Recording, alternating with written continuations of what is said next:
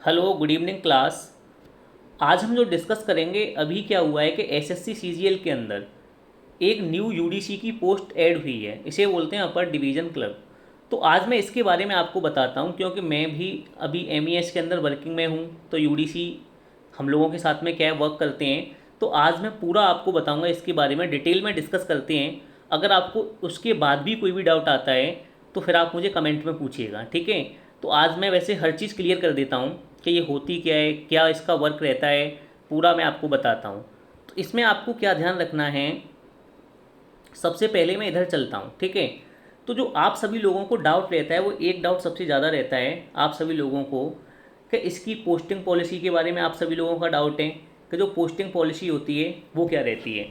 मैं आपको पोस्टिंग के बारे में सबसे पहले बताऊं कि जब भी कभी रैंक के अकॉर्डिंग, इसमें क्या होता है कि रैंक के अकॉर्डिंग पोस्टिंग मिलती है। अगर आपकी रैंक अच्छी है, चाहे आप बॉयज हो चाहे आप गर्ल हो, तो आपको क्या है कि अगर जैसे आप यूपी से हैं तो आपको यूपी मिलने का चांस पूरा पूरा रहेगा। पहली बात ये होती है।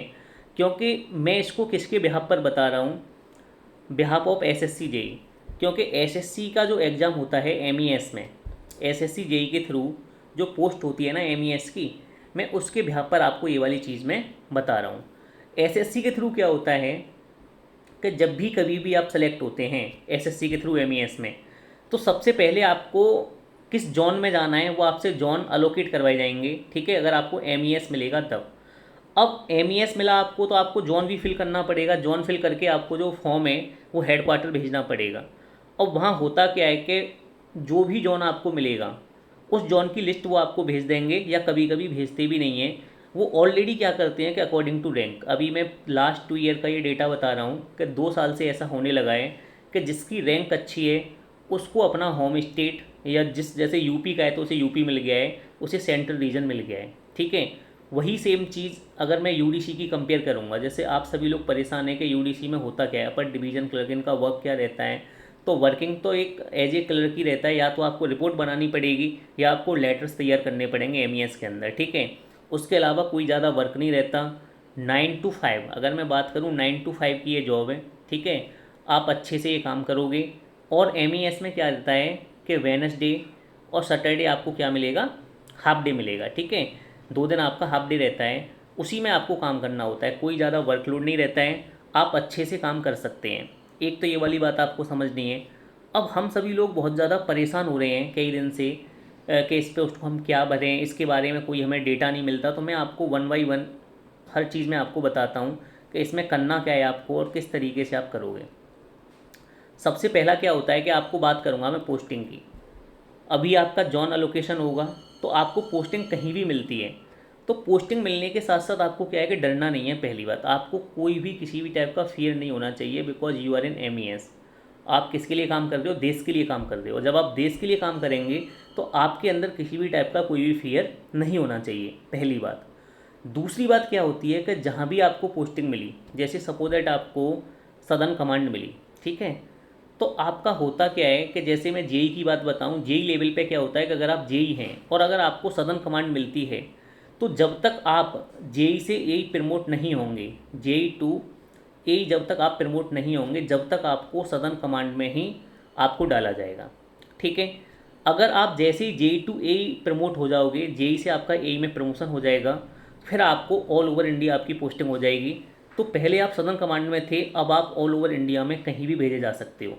ये बात अपने दिमाग से निकाल देना कि ऑल ओवर इंडिया जैसी पोस्टिंग होगी तो हमें अपने घर के पास भेज दिया जाएगा। वहाँ भी चांस रहेगा भेजने का, लेकिन there might be chance they will send you on another position, okay, और अनदर लोकेशंस, ये भी चांस रहेगा। तो एक तो आपको ये बात अपने दिमाग से निकाल देनी है।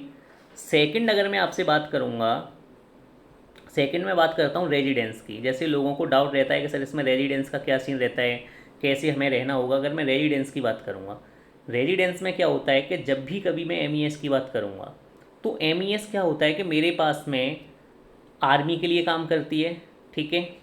आर्मी के लिए काम करेगी, सबसे फर्स्ट आर्मी। दूसरा एएफ मतलब एयरफोर्स के लिए काम करेगी। जितना डिफेंस होता है, कोस्ट गार्ड के लिए काम करेगी। और नंबर 4 मेरा होता है डीआरडीओ, ठीक है। इन सब के लिए क्या करती है मेरी एमईएस जो डिपार्टमेंट है वो काम करता है, ठीक है। अब आपको क्या करना है कि एमईएस की मैंने बात की कि ये किसके लिए काम करेगा। अब बात आती है रेजिडेंस की। तो इन सब के क्या होते हैं, क्वार्टर्स बने होते हैं एमईएस के अलग से, या इन्हीं जो भी जैसे कोस्ट गार्ड है, एयरफोर्स है, इनके क्वार्टर्स होते हैं। तो वहाँ आपको या तो क्वार्टर रहने के लिए मिल जाएगा। जैसे जो गर्ल्स होती हैं, तो गर्ल्स का क्या है कि मैक्सिमम चांस 100% उनको क्वार्टर रहने को मिल जाता है। बॉयज़ को कभी कभी क्या रहता है कि थोड़ी सी प्रॉब्लम फेस करनी पड़ सकती है, कभी कभी, हर स्टेशन पर नहीं।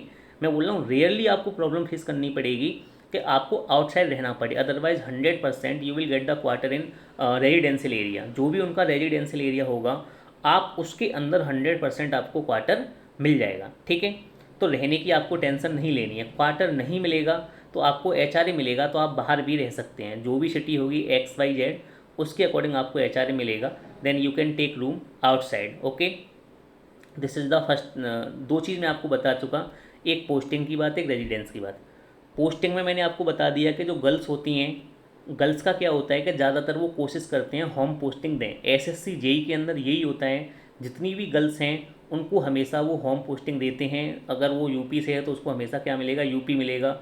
अगर वो चेन्नई की है तो उसे चेन्नई मिलेगा। ठीक है, ये ऐसा एसएससी वाले कोशिश करते हैं।